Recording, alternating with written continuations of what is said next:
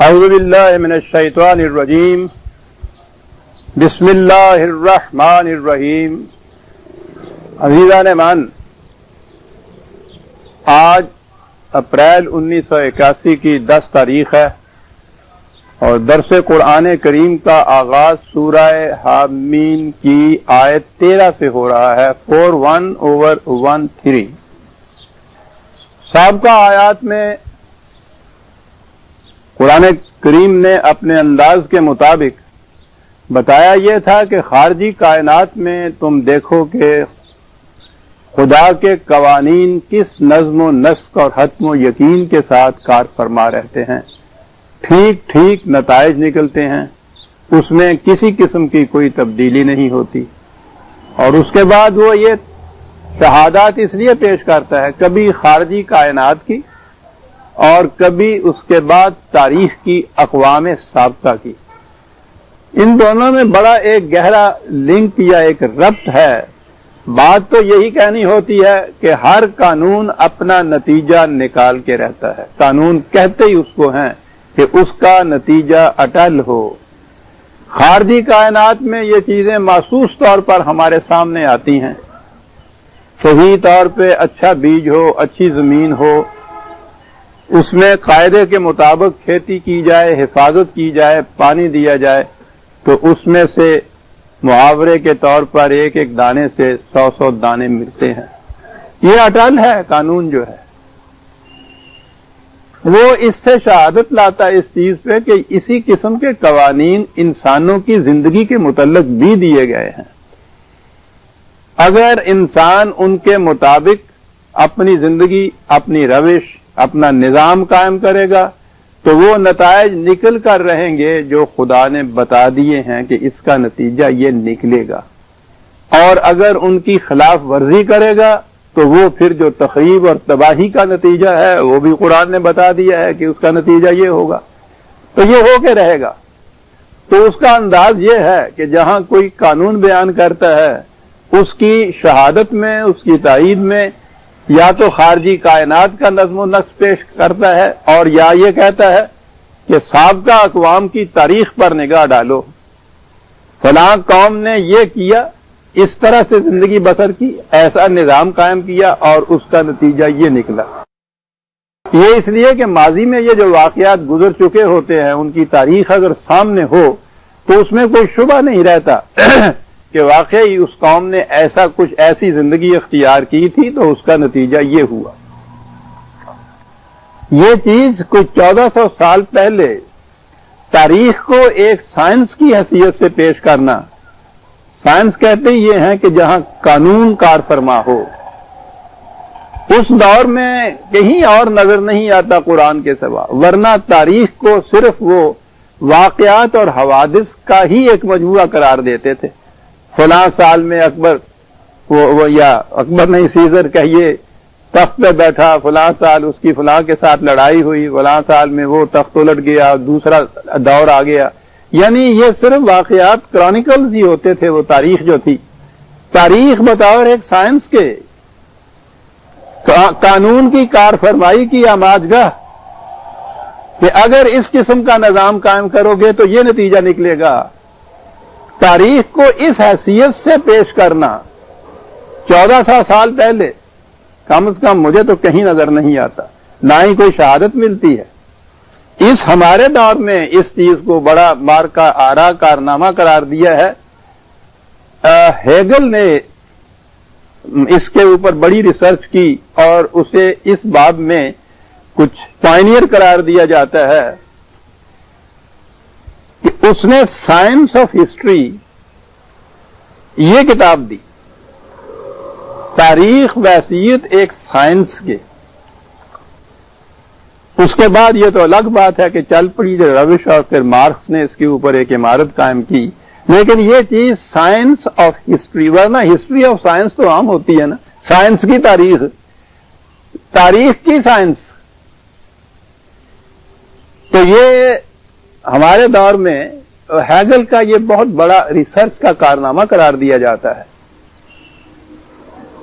اس میں شبہ نہیں کہ ہمارے ہاں اس سے پیشتر ابن خلدون نے اپنا جو دیباچہ لکھا، مقدمہ لکھا تاریخ کا، اس میں یہ بات کہی، لیکن ابن خلدون کی تو اپنی نہیں تھی، اس نے تو قرآن سے لیا۔ تو پہلی دفعہ اس موضوع پر قرآن کریم نے یہ انداز اختیار کیا کہ تاریخ کو بحیثیت ایک سائنس کے پیش کیا۔ تو قرآن کریم میں اقوام سابقہ کے جتنے واقعات یا تاریخی شہادات ملتی ہیں وہ ایک سائنس کی طریقے پہ قرآن بیان کرتا ہے کہ انہوں نے یہ روش اختیار کی، اس کا نتیجہ یہ نکلا۔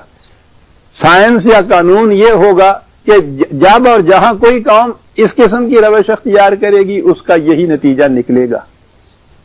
تو گویا یہ اس لیے پیش کر رہا ہے قرآن، نہ کہ یہ کہ وہ کوئی تاریخ کی کتاب ہے اور اس لیے وہ اقوام سابقہ عاد اور سمود وغیرہ کی داستانیں بیان کرتا ہے۔ ان قوموں کو اس لیے شہادت میں پیش کرتا ہے کہ وہ اس زمانے کے مخاطب عرب ان سے اچھی طرح واقف تھے، ان کی تاریخ سے واقف تھے۔ قرآن کہتا یہ ہے کہ تم چلتے پھرتے دیکھتے ہو، ان راستوں سے گزرتے ہو جہاں ان قوموں کی اجڑی ہوئی بستیوں کے کھنڈرات تمہیں نظر آتے ہیں، ان کھنڈرات کی ٹھیکریوں پر ان کے عواقب اور ان کے انجام کی داستانیں مرثیہ خواں ہیں۔ تو گویا اس لیے ان کی بیان کرتا ہے کہ یہ اقوام، یہ قوم، عرب کی مخاطب قوم ان سے اچھی طرح واقف تھی اور وہ روز ان کی باتیں کرتے تھے، ان کی کہانیاں بیان کیا کرتے تھے۔ تو وہ تو صرف کہانیاں بیان کرتے تھے، داستانیں بیان کرتے تھے، قرآن نے انہی داستانوں کو سائنس کی حیثیت سے پیش کیا اور اسی قوم کے سامنے پیش کیا کہ تم یہ تو کہتے ہو کہ قوم سمود یہاں بستی تھی، وہ اجڑ گئی، یہ ان کی وہ کھنڈرات ہیں ان کی بستیوں کے، ان کے بعد کوئی بھی وہاں نہ بسا، لیکن تمہیں معلوم ہے کہ ایسا کیوں ہوا؟ یہ ہے اصل علم۔ انہوں نے یہ غلط نظام اختیار کیا جس کا نتیجہ یہ نکلا جو تم کہتے ہو۔ تو گویا بات پہلی چیز جو قدر مشترک تھی، پہلی چیز تو قدر مشترک تھی، یعنی داستانیں وہ بھی آپس میں بیان کیا کرتے تھے، داستانیں قرآن نے بھی بیان کی۔ وہ اصل چیز اگلی ہے، ان داستانوں کے بعد وہ اس کو صرف کہانیاں ہی سمجھا کرتے تھے، جیسے کہ ہمارے ہاں رات کو سوتے وقت نانی اماں کہانی کہتی ہے، اس سے آگے نہیں چلتے تھے۔ قرآن نے انہی کی ان داستانوں کو جن کو وہ دن رات بیان کرتے تھے بطور ایک سائنس کے پیش کیا اور کہا یہ کہ آؤ تمہیں بتائیں یہ ایسا کیوں ہوا تھا۔ اور اس کے بعد پھر یہ بات انہی اقوام تک اور اسی مخاطب قوم تک محدود نہیں، جب اسے بحیثیت سائنس کے پیش کیا گیا تو سائنس اٹل قوانین کا مجموعہ ہوتی ہے۔ کہا کہ یہ بات نہیں کہ عاد و سمود کے ساتھ یہ ہوا، یہ بات نہیں کہ ہم نے عربوں کو یہ بات کہی، آج بھی جو قوم ایسی روش اختیار کرے گی اس کا نتیجہ یہی نکلے گا۔ عجیب چیز ہے کہ وہ اس زمانے کے مخاطب عربوں سے جب یہ کہا کہ یہ قومیں اس لیے تباہ ہوئیں کہ انہوں نے اس قسم کی روش اختیار کی، تم اس سے سبق حاصل کرو، اگر تم نے بھی اسی قسم کی غلط روش اختیار کی یا اس روش کے اوپر تم اسی طرح سے بضد گامزن رہے تو تمہارا یہی حشر ہوگا۔ انہوں نے اس کی مخالفت کی، مزاحمت کی، لیکن آخر الامر ان کی بات سمجھ میں آ گئی اور انہوں نے اپنی غلط روش کو چھوڑ دیا۔ لیکن عجیب بات ہے کہ یہ سب کچھ ہم بھی پڑھتے ہیں اور ہمارے لیے تو دوہری بات ہے، ایک تو سائنس کی حیثیت سے، دوسرے یہ کہ یہ کہنے والا خدا ہے جس پر ہمارا ایمان ہے، جس کتاب میں کہا گیا ہے وہ قرآن ہے جس پر ہمارا ایمان ہے۔ اس زمانے میں ان عربوں کا تو ابھی ایمان نہیں تھا، انہوں نے تو اسے قبول کر لیا۔ ہمارا ایمان ہے اس کے اوپر، ہم اسے پڑھتے ہیں لیکن ہم اسے صرف داستانوں کی طرح پڑھتے ہیں، ہم نے اس کو سائنس نہیں بنایا۔ ہم اپنی روش کو اس لیے نہیں بدلتے کہ قرآن نے کہا ہے کہ اس روش کا نتیجہ یہ ہوگا، دیکھو قوم سمود کو، قوم عاد کو، اور عاد اور سمود کی قوم تو وہاں رہی۔ اس کے بعد جب ہمارے ہاں اب جو ہسٹری لکھی جاتی ہے وہ سائنس کے حساب سے لکھی جاتی ہے۔ اگر آپ یہ decline and fall of Roman empire جو ہے من کی، اس کو اگر آپ دیکھیں، بڑی ضخیم تاریخ ہے صرف سلطنت روما کی، وہ تاریخ نہیں ہے، وہ سائنس کے اعتبار سے ہے وہ ایک ایک چیز گناتا ہے اس قوم کی کہ یہ غلط روش اس نے اختیار کی تو اس کا یہ نتیجہ نکلا۔ اسی طرح سے اب جو بقل وغیرہ نے بہت سی تاریخیں اب لکھی جا رہی ہیں، تاریخیں اب اس نہج پہ لکھی جا رہی ہیں کہ وہ کیا وجہ تھی جس کے نتیجے میں اس قوم کا یہ حشر ہوا۔ یہ ریسرچ ہو رہی ہے۔ ٹوئنبی نے ساری عمر اپنی صرف کی ہے تاریخ کے اوپر، میرا خیال ہے 12 یا 13 والیومز کے اندر اس نے 16 سویلائزڈ نیشن کی تاریخ مرتب کی ہے، بڑی محنت کی ہے، اور وہ سائنس کے طریقے پہ کی ہے کہ فلاں قوم نے کیا کیا تھا، اس کا کیا نتیجہ نکلا۔ یہ سارا کچھ وہ تو کر رہے ہیں، ہم کہ جن کے سامنے وہ قرآن ہے جس پہ ہمارا ایمان ہے، ہم جب اس میں یہ چیزیں پڑھتے ہیں تو ہم اس کو داستان پارینہ سمجھ کے آگے بڑھ جاتے ہیں کہ یہ قوم ثمود کے ساتھ ہوا تھا، یہ قوم عاد کے ساتھ ہوا تھا، ہمارا اس سے کوئی تعلق نہیں، بجوز اس کے کہ از یاسین آساں بمیری، ہمارا تعلق کچھ اتنا ہی ہے اس سے۔ بڑی سائنٹیفک کتاب ہے عزیزان مان یہ قرآن، علت و معلول کی ایک ایک چیز اس کے اندر ہے کہ یہ نتیجہ نکلا ہے تو دیکھو کہ کیوں ایسا نتیجہ نکلا ہے۔ تو قرآن جہاں ان چیزوں کو لاتا ہے وہ اس مقصد کے لیے لاتا ہے، تو پیچھے سے وہ چلا آ رہا ہے۔ یہ پہلے تو خارجی کائنات کی شہادات پیش کی ہیں اس نے کہ آپ دیکھ لو، صحیح طریقے کے مطابق قانون کی روح سے کھیتی کرتا ہے کسان تو یہ نتیجہ نکلتا ہے، اس میں غلط روش اختیار کی جاتی ہے تو تباہی آ جاتی ہے۔ اور اس کے بعد کہتا ہے فَإِنْ أَعْرَضُوا فَقُلْ أَنذَرْتُكُمْ صَاعِقَةً مِثْلَ صَاعِقَةِ عَادٍ وَثَمُودَ۔ اگر یہ اس کے باوجود ان حقائق سے اعراض برتیں، انہیں صحیح تسلیم نہ کریں، اس کی طرف نہ آئیں، تو ان سے کہو کہ میرا کام یہ تھا کہ تمہیں میں آگاہ کر دوں کہ اس روش کا نتیجہ کیا نکلے گا، اور یہ چیز میں نے محض اکیڈیمیکلی نظری طور پر تمہیں نہیں بتائی، میں نے ان اقوام کی تاریخ کی شہادات پیش کر دی تمہارے سامنے جن سے تم اچھی طرح واقف ہو، جن کی داستانیں خود تم بیان کرتے ہو اپنے ہاں۔ میں نے اتنا ہی کیا ہے کہ ان داستانوں کے بعد بتایا یہ ہے کہ یہ کیوں ہوا تھا، لیکن تم اس کیوں تک تو نہیں آتے، داستانوں تک ہی اپنے آپ کو محدود رکھتے ہو۔ میں اس لیے بار بار ان الفاظ کو دہرا رہا ہوں کہ ہم اس مقام تک ہی ہیں جہاں تک وہ مخاطب عرب ایمان لانے سے پہلے تھے، کہ صرف داستانوں تک ان کا تعلق تھا، وہ اس قانون کو نہیں لیتے تھے۔ ہم بھی انہیں داستانوں تک ہی محدود سمجھتے ہیں، ہم کبھی غور نہیں کرتے کہ یہ قرآن کیوں کہتا ہے کہ اس قوم نے کیا کیا جس کی وجہ سے تباہی آئی۔ کیا ہم تو ایسا نہیں کر رہے، اور ہم وہی کچھ کر رہے ہیں جو کچھ ان اقوام نے کیا تھا، لیکن ان اقوام کی داستانوں کو جو قرآن نے بیان کیا ہے، ان کو کہانیوں کی طرح پڑھ کے آگے بڑھ جاتے ہیں۔ یہ سامریت، سامری کہتے ہی داستان گو کو ہے، وہ کہانیاں تو سناتا ہے، سائنس نہیں بناتا ان کو۔ قرآن نے کتاب نازل کی ہے تو ساتھ حکمت بھی اس نے نازل کی۔ حکمت کے معنی یہی ہیں اس کے، دی وائی آف اٹ، سائنس کیا ہے اس قانون کی۔ تو یہ جو داستانیں قرآن بیان کرتا ہے وہ اس مقصد کے لیے بیان کرتا ہے کہ یہ ایک سائنس کی حیثیت سے بیان کرتا ہے کہ اس کے نتائج کیا نکلیں گے۔ اذ جاءتهم الرسل من بین ایدیہم ومن خلفہم الا تعبدوا الا اللہ، خدا کے پیغامبر ان کی طرف آئے، جیسا کہا نا کہ دائیں بائیں سے آئے، آگے پیچھے سے آئے، یعنی اکثریت ان کی آتے رہے وہ لوگ ان قوموں کی طرف، اور آ کر بات تو ہر رسول نے ایک ہی کہی ہے، یہی ہے اللہ تعبدوا الا اللہ۔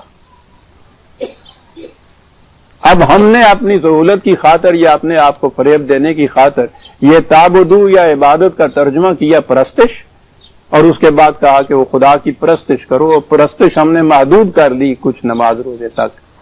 اگر یہی چیز جو تھی کہ یہ عبادت اور عبد اور عبدیت اور عبودیت اس کے معنی کیا ہیں، تو یہی کھڑے ہو کہ ہم دیکھ لیتے کہ قرآن کہتا کیا ہے۔ اس کے معنی ہے معصومیت اختیار کرنا، خدا کی معصومیت اختیار کرنا۔ الہ کے معنی ہی ہے صاحب اقتدار،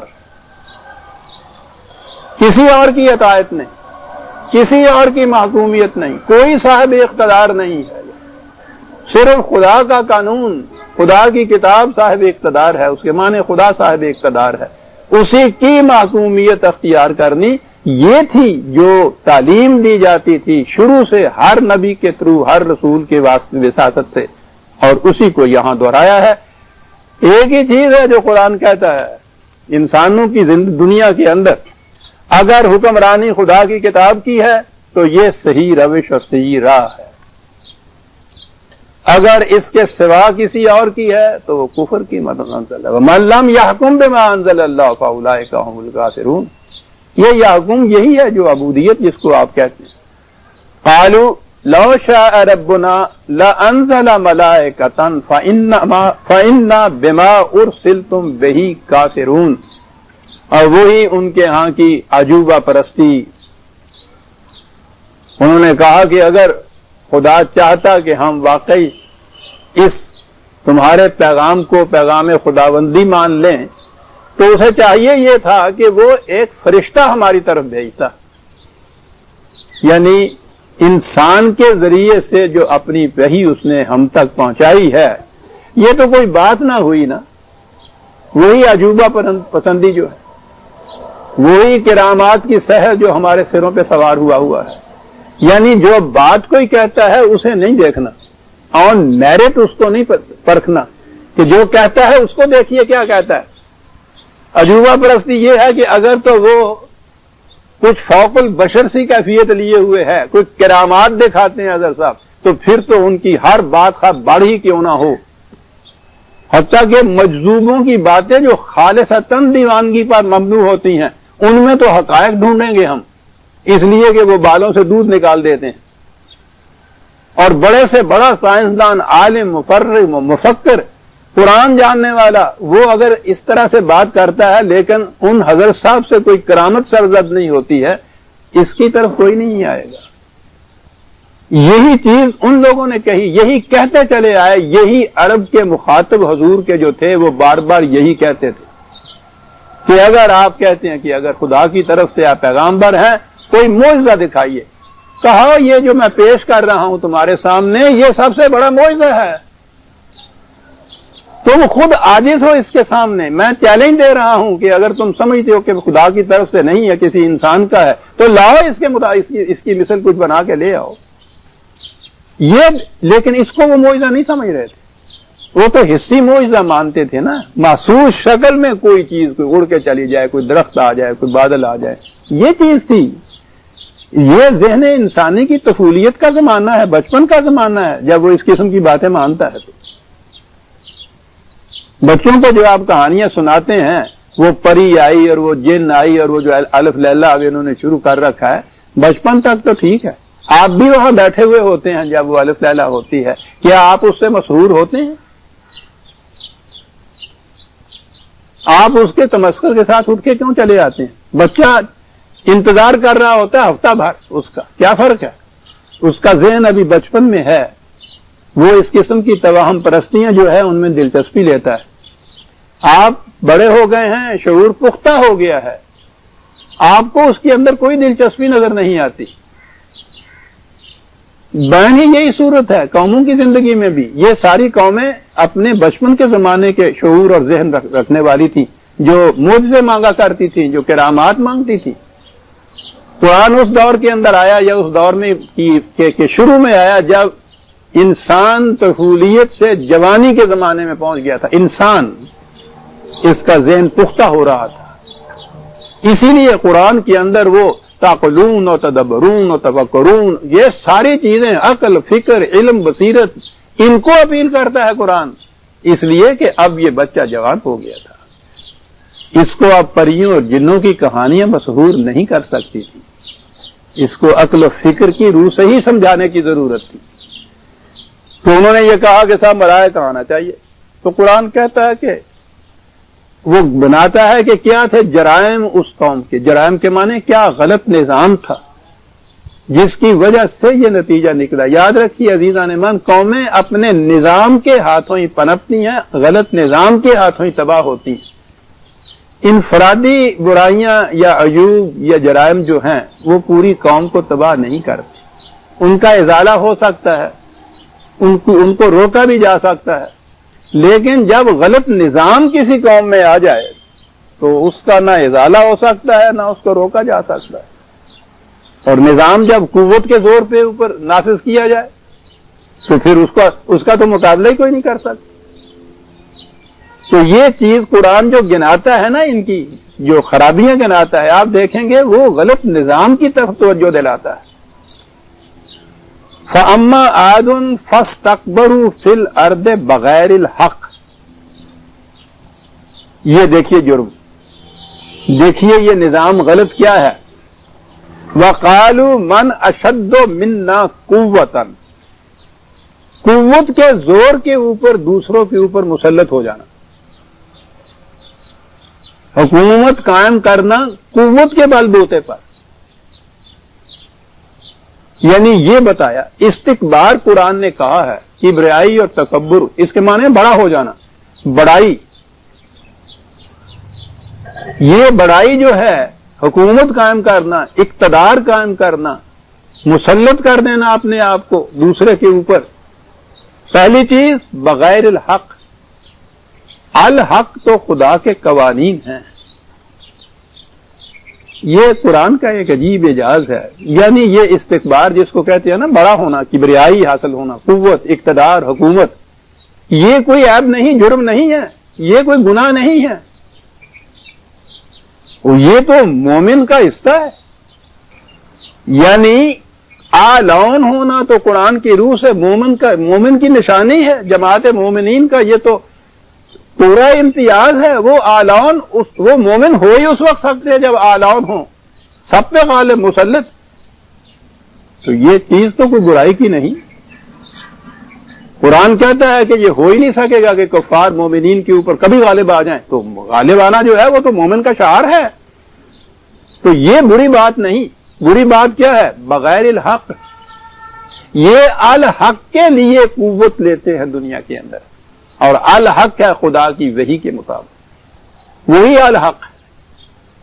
تو یہ استکبار، قوت، اقتدار حاصل کرتی تھی یہ قومیں، مسلط کرتی تھیں اپنے آپ کو بغیر الحق. اور ان کے پاس ذریعہ کیا تھا مسلط کرنے کا اپنے آپ کو؟ قالوا من اشد منا قوتا. بات صاحب، جو نظام قوت کے زور پر مسلط کیا جائے گا وہ بغیر الحق ہے، اس کا نتیجہ تباہی ہوگا. جو نظام مشاورت سے طے کیا جائے گا اور بنیاد ہوگی اس کی الحق،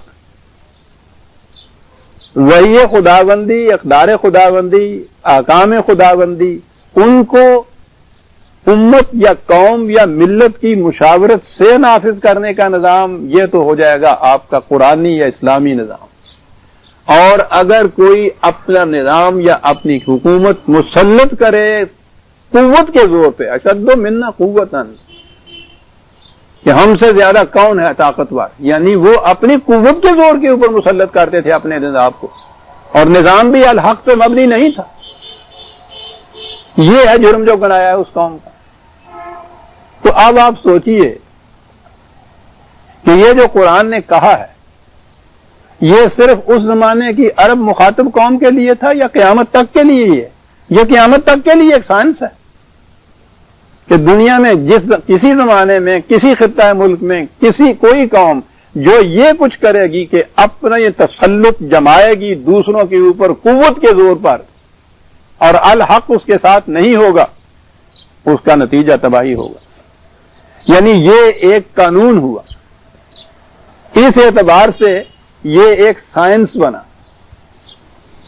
جس قوم کی بھی شہادت پیش کی قرآن نے، اس کی تاریخ اٹھائیے، اس میں نظر آئے گا کہ انہوں نے اس قسم کا نظام اپنے ہاں قائم کیا تھا، محض قوت کے زور پر مسلط کر دینا اپنے آپ کو قوم کے اوپر، اور الحق بھی ساتھ نہ ہو. یہ ہے جرم جو گنایا گیا عاد. اولم یراؤ ان اللہ الذی خلقہم ہوا اشد منہم قوۃ. کیا بات! انہوں نے کہا تھا کہ مانا اشد منا قوت ہے، ہم سے زیادہ قوت کس کے پاس ہے؟ ان کی نگاہوں میں دوسری قومیں ہی تھی، یہ انہوں نے دیکھ لیا تھا کہ اور کوئی قوم ان کے ہاں کی ہم اثر ان سے زیادہ قوت نہیں رکھ رہی۔ یہی کرتی ہیں قومیں، سپر پاور جن کو آج آپ کہہ رہے ہیں دنیا میں، وہ ہر پاور اس کو فکر میں رہتی ہے کہ دوسری پاور جو ہے ہم سے زیادہ قوت نہ اپنے ہاں رکھ لے، کیونکہ وہ تو اپنا نظام، اپنی حکومت مسلط ہی کرتے ہیں قوت کے زور پر، اسی طرف ان کی توقع ہوتی ہے۔ یہ نہیں ہوتا کہ ہم نظام ان سے بہتر اپنے یہاں قائم کریں تاکہ یہ زیادہ دیر پر ہے، نہیں، قوت دوسری قوموں سے زیادہ ہم حاصل کریں۔ انہوں نے یہی کہا تھا۔ آپ غور کیجئے عزیزان ایمان، اور آج کے دور میں ہم جہاں بیٹھے ہیں یہاں کے واقعات کو سامنے لائیے اور پھر دیکھیے کہ قرآن کا ایک ایک لفظ اس کی شہادت دیتا ہے یا نہیں۔ آج یہ جو آپ کہتے ہیں نا مغربی تہذیب، مادہ پرستی، میٹیریلزم، سیکولرزم، یہ الفاظ کیا ہیں؟ صرف قوت کے بل بوتے کے اوپر اپنے آپ کو مسلط کرنا۔ آج ساری دنیا کا یہی نظام ہے، اور ہر پاور کی کوشش یہ ہے کہ دوسری پاور ہم سے زیادہ قوت میں نہ بڑھ جائے، خوبیوں میں نہیں، منفعت عامہ کے لیے نہیں۔ قرآن نے الحق کہا تھا وَيَمْكُثُ فِي الْأَرْضِ مَا يَنْفَعُ النَّاسَ، اس نے کہا تھا یہ ہے قانون ہمارا کہ بقا اسی نظام کے لیے ہے کہ جو نوع انسانی کی منفعت کے لیے ہو، یہ تھا قرآن کا قانون۔ تو گویا تم نے اگر یہ تم چاہتے ہو کہ تمہارا نظام جو ہے وہ بقا حاصل کرے، دیر پا رہے، تو اس کے لیے طریقہ یہ ہے کہ تم زیادہ سے زیادہ منفعت بخش کام کرو، دوسروں کو نفع پہنچانے والے کام کرو، اسے بقا ہوگی۔ لیکن یہ لوگ یہ کرتے تھے کہ نہیں صاحب، یہ سوال نہیں ہے، سوال یہ ہے کہ قوت کس کے پاس زیادہ ہے۔ ساری دنیا کا نظام آج یہی۔ انہوں نے کہا تھا کہ ہم سے زیادہ بڑی قوت کس کے پاس ہے؟ قرآن نے دوسری قوم نہیں گنائی، اگر وہ دوسری قوم گناتا تو اس کے معنی تھے کہ وہ بھی یہی قانون سمجھتا ہے کہ زیادہ قوت جس کے پاس ہوتی ہے، جس کا ڈنڈا ہوتا ہے، اس کی بھینس ہوتی ہے۔ اس نے یہ نہیں کہا کہ آؤ تمہیں بتائیں کس قوم کے پاس زیادہ قوت ہے۔ اس نے کہا ہے کہ یہ جو تم قوموں پہ نگاہ رکھتے ہو، اس کے اوپر بھی ایک صاحب قوت ہے، اور وہ ہے خدا۔ یہ خدا صاحب قوت ہونا، اس کے معنی کیا ہے؟ خدا کا قانون ہے صاحب قوت۔ اس کا قانون یہ ہے کہ جو نظام جبرن مسلط کیا جائے، خالص قوت کے زور پر مسلط کیا جائے دوسرے انسانوں کے اوپر، اس نظام کا نتیجہ تباہی ہوگا۔ جو منفعت عامہ کے بنا پر قائم کیا جائے اس کے حصے میں بقا ہوگی۔ یہ قانون ہے خدا کا، اور قانون میں جتنی بڑی قوت ہوتی ہے وہ تو بلٹ کے اندر تو قوت وہ ہوتی نہیں ہے سر۔ قرآن بتانے ہی آیا ہے اشد قوت جو ہے قانون اور قانون خداوندی۔ پھر جائیے خارجی کائنات کی طرف، آپ اس کی قوت کا اندازہ لگانا ہے تو آج کے سائنٹسٹوں سے پوچھو ایٹم کے دور کے اندر، تو اس کے قانون میں، یعنی یہ جو فزیکل ورلڈ کے اندر قانون کار فرما ہے، ان کی قوت کا اندازہ ہی آپ نہیں لگا سکتے۔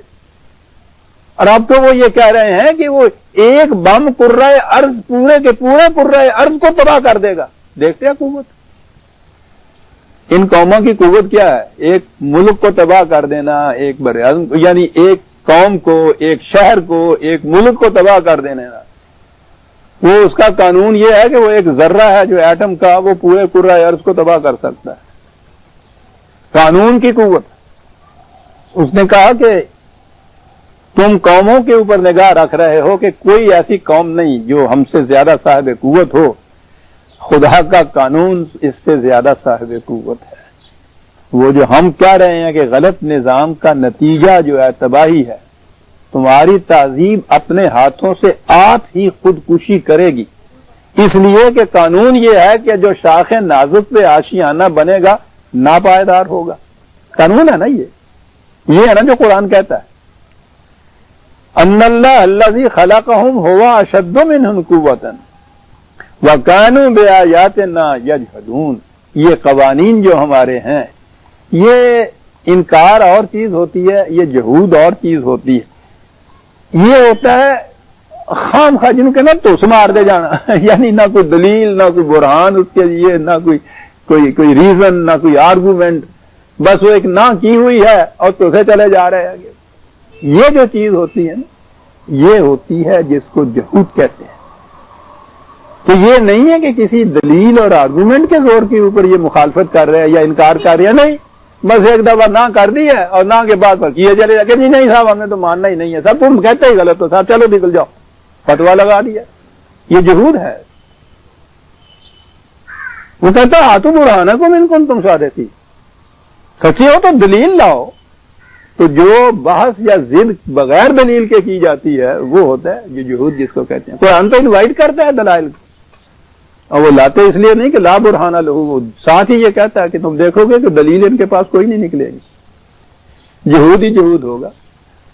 وہ عذاب کیا آیا، فارسلنا علیہم ریحا صرصرا فی ایام نحسات لنذیقہم، یہ آئی بات، عذاب الخزی فی الحیات الدنیا، یہ ہے عزیزان من قوموں کا جو عذاب جو قوموں پہ آتا ہے، وہ ایام نحسات کا ہے۔ کوئی آندھی چلی یا اس قسم کی کوئی چیز ہوئی، اس تفسیر میں تو ہم جاتے نہیں۔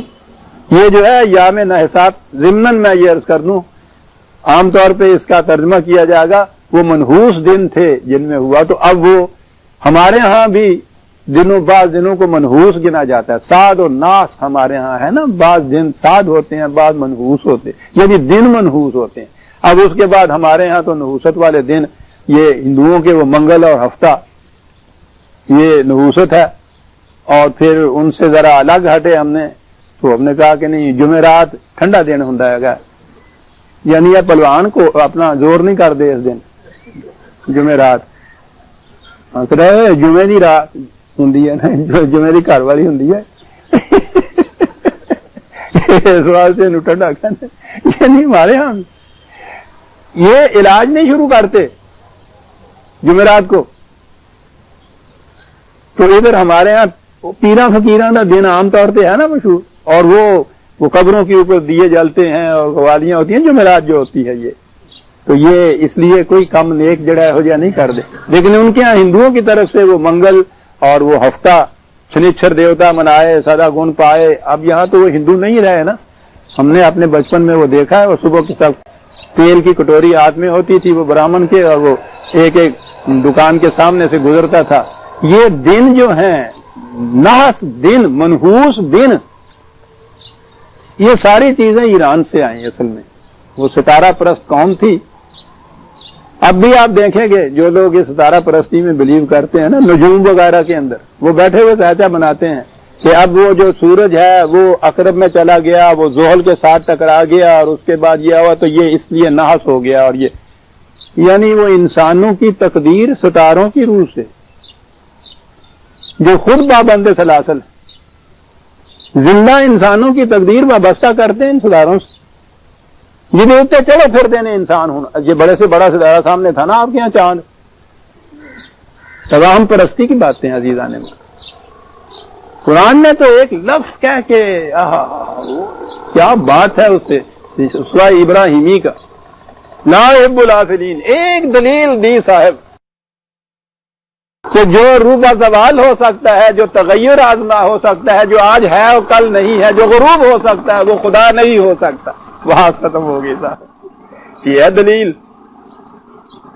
تو وہ میری تقدیر پہ کیا اثر ڈالے گا کہ خاک زندہ ہے تو تابع ستارہ نہیں۔ لیکن ہم بھی اسی توہم پرستی میں چلے پھر رہے ہیں، ہفتے بھر کے دن گنائے ہوئے ہوتے ہیں، مہینے گنائے ہوئے ہوتے ہیں، پھر وہ پوچھتے ہیں کہ آپ کی پیدائش کس دن ہوئی تھی، کس گھڑی ہوئی تھی، کس ساعت ہوئی تھی، پھر آپ کا مقدر بتائیں گے، ذائچہ بتائیں۔ اور مسلمان یہ سب کچھ کر رہے ہیں۔ تو یاد رکھیے کوئی دن منحوس نہیں ہوتا،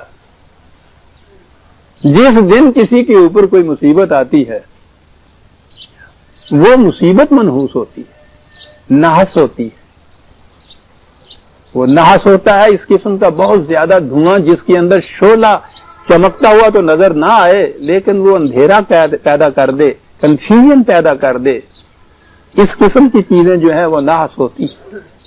تو ناز کے معنی ہوتے ہیں جب بھی کوئی مصیبت کسی کے اوپر وہ ایسی آ جائے جس میں وہ بالکل سرگرداں ہو جائے، اس کو کہتے ہیں ناز۔ وہ بن ناز نہیں ہوتا، جس پہ وہ مصیبت نہیں آتی اس کے لیے وہ ناز نہیں ہوتا، ورنہ دن تو پھر سب کے لیے وہی ہونا چاہیے نا، منحوس۔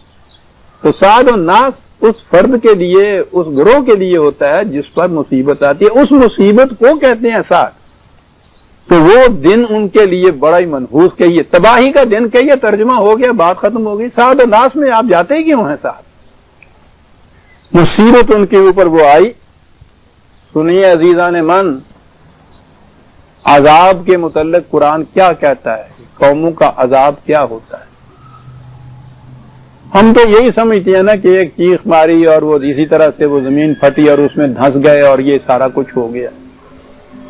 ٹھیک ہے، یہ تو فزیکل تباہی ہوتی ہے، طبعی تباہی ہوتی ہے۔ غلط نظام کی روح سے جو تباہی آتی ہے، سنیے وہ کیا تباہی ہوتی ہے۔ عذاب الخزی، رسوائی کا عذاب، ذلت کا رسوا۔ قوم ذلیل ہو جاتی ہے، رسوا ہو جاتی ہے باقی قوموں کے مقابلے میں، یہ ہے عذاب عزیزان من۔ قرآن کریم میں بار بار اس چیز کو کہا ہوا، عذاب الخزی، ذلت اور رسوائی کا عذاب۔ تو یاد رکھیے، جو قوم بھی دوسری قوموں کے مقابلے میں اپنے آپ کو ذلیل سمجھتی ہے اور ذلیل ہوتی ہے، سمجھ لیجئے کہ خدا کے عذاب میں مبتلا ہے۔ قرآن کریم واضح طور پہ شہادت دیتا ہے عذاب الخزی۔ اب اس کے بعد پھر ہم تھوڑے سے اور فریب ہمیں دے دیا جاتا ہے کہ صاحب یہ ٹھیک ہے، یہاں جو کچھ ہوتا ہے یہ سارا کوئی نتیجہ وہاں آخرت میں جا کے نکلے گا، قیامت میں۔ قیامت برحق، آخرت کی زندگی تو ہمارا ایمان ہے، لیکن ہر چیز کو اٹھا دینا تاکہ ہم محسوس ہی نہ کر سکیں کہ ہم عذاب کے اندر مبتلا ہیں یا سعادت کے اندر مبتلا ہیں، یہ ہے نا جو دھوکہ دیا جاتا ہے کہ نہیں صاحب یہ بات جو ہے، یہ ذلت اور رسوائی جو ہے یہ آخرت کی ہے، یہ ان قوموں کی ہوگی جو یہاں بڑے معزز بنے پھرتے ہیں، وہاں جا کے رسوا ہوں گے، اور یہاں ہم جو اس طرح جوتیاں کھا رہے ہیں ساری قوموں کی، ہم وہاں بڑے خدا کے مقرب اور معزز ہوں گے۔ یہ ایک فریب ہے جو دیا جاتا ہے۔ میں نے 2-3 دفعہ کہا عزیزان من، میں خود نہیں جرأت کر سکتا یہ کہنے کی، اس لیے کہہ رہا ہوں کہ جہاں اس نے عذاب الخزی کہا ہے نا قرآن نے، اگلا لفظ ہے پھر حیات دنیا، اس لیے کہہ رہا ہوں اسی دنیا کی زندگی کے اندر ذلت اور رسوائی، یہ ہے عذاب، قوموں پہ آتا ہے۔ جو قوم ذلیل ہوتی ہے اس کا ہر فرد ذلیل ہوتا ہے عزیزان من۔ فی الحیات دنیا، اس زندگی کے اندر قرآن کہتا ہے، ولا عذاب الآخرت اخزا، وہ بھی ہے، کیونکہ زندگی یہی ختم نہیں ہو جاتی، وہ تو آگے بھی جاتی۔ تو بات یہاں ہو گئی یہ کہ جو یہاں کا ذلیل ہے وہ وہاں بھی ذلیل ہے، بلکہ اخزا ہے، اور زیادہ ذلیل۔ وہ قوم نہیں لائے کہ ہنگامہ فردہ، جس قوم کی تقدیر میں امروز نہیں ہے۔ اگر یہ دیکھنا ہے کہ آخرت میں ہمارا انجام کیا ہوگا تو یہ دیکھو یہاں ہماری حالت کیا ہے۔ جو یہاں عزت و تکریم اور شرف انسانیت کی زندگی بسر کرتی ہے، وہ زندگی تو جوئے روا ہے، وہ وہاں بھی مقرب اور مشرف ہوگی۔ جو قرآن کہتا ہے کہ یہاں عذاب الخزی فی الحیات دنیا جو ہے، والعذاب الآخرت اخزا، وہاں اور ذلیل ہوں گے۔ تو ایسا یہ معیار ہے، ایسی کسوٹی ہے جس میں کسی قسم کا فریب ہی نہیں آ سکتا۔ اب یہ بات اپنی ہی بات لے لیجئے کہ ہم ذلیل ہیں یا نہیں۔ کوئی دو مسلمان آپس میں جب بھی ملیں گے، پہلا ان کے ہاں کلمہ جو ہوگا وہ یہ ہوگا کہ صاحب کیا ہوگا ہمارے ہاں، مسلمانوں کا کیا بنے گا صاحب، اور وہ نہ کھا جائے ہمیں، وہ نہ لوٹ کے لے جائے، ادھر سے تباہی آ رہی ہے، ہر وقت یہ ڈگڈگی بات۔ اس سے زیادہ ذلت کسی قوم کی کیا ہو سکتی ہے کہ اپنے اندر وہ اپنے آپ کو ذلیل اور کمزور محسوس کرنے لگ جاتی ہے۔ یہ ہے خزیم فی الحیات الدنیا۔ تو یہ غلط نظام کا نتیجہ یہ ہوتا ہے، وَهُمْ لَا يُنصَرُونَ، اور پھر ذلیل قوم کا کوئی حامی و ناصر نہیں ہوتا۔ اف، آپ کہیں گے کہ مدد تو دیتے ہیں لوگ، فقیر کی جھولی میں جب آپ ایک ٹکڑا باسی روٹی کا ڈال دیتے ہیں مدد نہیں ہوتی، وہ تو اس کی ذلت میں اور اضافہ کیا جاتا ہے۔ ذلیل قوموں کی جو مدد کرتے ہیں وہ امداد نہیں ہوتی حقیقت میں، وہ ان کو ان کی ذلت کے اندر ایسا رکھتے ہیں کہ وہ نہ جیئیں نہ مریں۔ اس نتیجے تک وہ قومیں ان کو پہنچنے نہیں دیتی کہ آخری دم تک پہنچ کے ان کو ہوشا جائے کہ صاحب ہم کہاں جا رہے ہیں۔ وہ اتنا اتنا دیتے چلے جاتے ہیں، ان کو تھوڑا تھوڑا ٹکڑا ڈالتے چلے جاتے ہیں ان کی جیب میں، اور وہ آہستہ آہستہ مطمئن ہوتے چلے جاتے ہیں کہ نئے تیر کماں میں ہے نہ صیاد کمی میں، گوشے میں قفس کے مجھے آرام بہت ہے۔ پھر ان ذلیل قوموں کی حالت یہ ہو جاتی ہے، گداگری کے ٹکڑے ملتے ہیں اور مطمئن ہیں کہ ہمیں آرام بہت ہے۔ ارے بھائی آپ تو بڑے ذلیل تو ہیں، وہ قومیں بڑیاں کہنے لگے 4 دن کی کھیل ہے سواری، بس دیکھیے قیامت آنے دیجیے، ان پہ ایسے جوتے پڑیں گے یاد رکھیں گے سارے۔ یہ ہے فریب فی الحیات الدنیا ولعذاب الآخرۃ اخزی وہم لا ینصرون۔ کیا بات قرآن کی عزیزان من، جس کو تم عید سمجھ رہے ہو، جسے تم نفرت سمجھ رہے ہو، یہ تو گداگری کے کشکول میں باسی ٹکڑے ڈالے جا رہے ہیں کہ تاکہ تم کسی کے اوپر مطمئن رہو۔ وَأَمَّا ثَمُودُ فَهَدَيْنَاهُمْ فَاسْتَحَبُّوا الْعَمَىٰ عَلَى الْهُدَىٰ۔ دوسری قوم ہے قوم سمود۔ ان کا اقوام کے متعلق مختلف مقامات پہ چونکہ آئی جاتی ہیں زیریں، ہر جگہ میں ان کی تصریح نہیں بیان کرتا کہ کیا ہوا تھا، کیوں ہوا تھا۔ یہاں قرآن اشارہ کرتے ہوئے آگے بڑھ جاتا ہے۔ ہم نے ان کو بھی راستہ دکھایا، انہوں نے کیا کی؟ انہوں نے اپنی بینا ہونے پر، یعنی دکھائی دینے والی آنکھ، اندھا ہونے کو ترجیح دی۔ کیا بات ہے، دونوں ہی چیزیں سامنے تھیں، سورج تو نکل آیا۔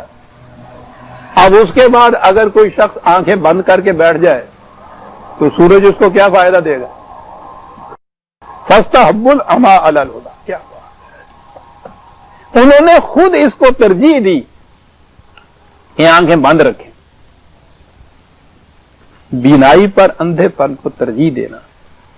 ذلیل پھر قومیں دنیا کے اندر جو عذاب میں گرفتار ہوتی ہیں ان کی یہ کیفیت ہوتی ہے، وہ آنکھ کھول کے نہیں مقابلہ کرتی حقائق کا، سامنا نہیں کرتی حقائق کا، جی چراتی، فریب دے دیتی ہیں اپنے آپ کو۔ فَأَخَذَتْهُمْ صَاعِقَةُ، یا پھر وہ بات آ گئی، اس کو چھوڑ دیجیے، ہولناک چیخ تھی یا صاعقہ تھا۔ میں ابھی اس کی تشریح یہاں نہیں کرتا، جہاں آئے گی نا یہ بات وہاں عرض کروں گا۔ یہاں تو میں وہی بات کروں گا جو قرآن نے بتائی ہے کہ کیا تھا وہ صاعقۃ العذاب الہون۔ وہاں خزیون کہا ہے، یہاں ہون کہا ہے، وہ وہی بات ہے۔ اس ذلت میں کمزوری بھی ساتھ ہوتی ہے، ذلیل ہوتی کمزور ہو جاتی۔ کیوں ہے؟ یہاں پھر وہی ہے عذاب الہون، ذلت اور کمزوری، ذوق، یہ عذاب ہے خدا کا۔ جو قوم بھی یہ محسوس کرنے لگ جائے کہ ذلیل بھی ہوں کمزور بھی، سمجھ لیجئے خدا کے عذاب میں مبتلا ہے وہ قوم۔ تو یہ خدا کا عذاب یوں ہی اوپر سے ایسے ہی آ جاتا ہے، جس کو جی چاہے اس نے ذلیل کر دیا، جس کو جی چاہے معزز بنا دیا۔ ہمارے ہاں تو یہ ہے نا کہ یہ سب خدا کے اپنے ہاتھ میں ہے، جسے چاہتا ہے وہ بادشاہ بنا دیتا ہے، جسے چاہتا ہے فقیر بنا دیتا ہے، جسے چاہتا ہے ذلیل کر دیتا ہے، جسے چاہتا ہے عزت دے دیتا ہے۔ وہ قرآن کی آیت کا غلط مفہوم پیش کیا، جسے وہ چاہتا ہے کر دیتا ہے، یعنی وہ بیٹھا ہوا وہاں کرتا ہے، انسانوں کا اپنا نہیں اس میں کچھ ہوتا۔ وہ کہتا ہے بما کانوا یکسبون، جو کوئی یہ کرتے تھے اس کا نتیجہ یہ تھا۔ خدا یوں ہی بیٹھا ہوا یہ نہیں کرتا، کسی کو ذلیل کر دیتا ہے، کسی کو معزز بنا دیتا ہے۔ بما کانوا یکسبون، یہ کیا تھا جو کچھ انہوں نے کیا تھا جس کے نتیجے میں ان کے ساتھ یہ کچھ ہو گیا۔ میں نے عرض کیا نا کہ قرآن کریم کا انداز تصریف آیات ہے، ایک جگہ وہ ایک بات بیان کرتا ہے، دوسرے مقام پہ اس کی تشریح کرتا ہے۔ اور ذرا دیکھیں عذاب الہون جو ہے اور بما کانوا یکسبون جو اس نے کہا ہے، یہ ان کے اپنی غلط کوششوں کا نتیجہ تھا، غلط نظام کا نتیجہ تھا عذاب الہون۔ اس کی تشریح کیا بیان کرتا ہے قرآن؟ سورہ الفجر 89 99۔ ہاں، انسان کی کیفیت یہ ہے کہ ذرا سی خوشحالی اس کو آتی ہے، اتراتا پھرتا ہے۔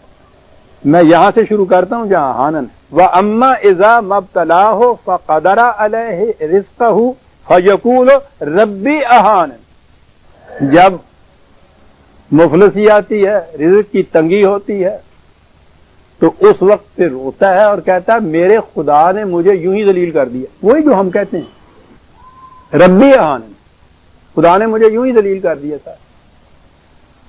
بھایا کہ وہ یوں ہی نہیں کسی کو ذلیل کیا کرتا. کلا، بڑے زور کی بات ہوتی ہے یہ کلا. غلط کہتے ہو، بھگتے ہو، یہ بات ایسی نہیں. سن لو کیوں ذلیل ہوئے ہو تم. یوں ہی نہیں خدا کسی کو ذلیل کرتا. تمہارا نظام کیا تھا؟ نظام یہ تھا کہ بل لا تکرمون الیتیم. نظام تمہارا یہ تھا کہ جس کا جتھا، جس کی پارٹی، جس کا گروہ زیادہ ہوتا تھا وہ تو تمہارے نزدیک قابل عزت ہوتا تھا، اور جو معاشرے میں تنہا رہ جاتا تھا تم اس کی عزت نہیں کرتے تھے، اس لیے تم بے عزت ہوئے ہو. کیا بات ہے سر. نظام، آج نظام ہی دنیا میں یہ ہے جسے سب سے بڑی آپ رحمت گنتے پھر رہے ہیں. یہ جمہوریت جو ہے، وہ جمہوریت تو نام ہی اکثریت کا نام ہے.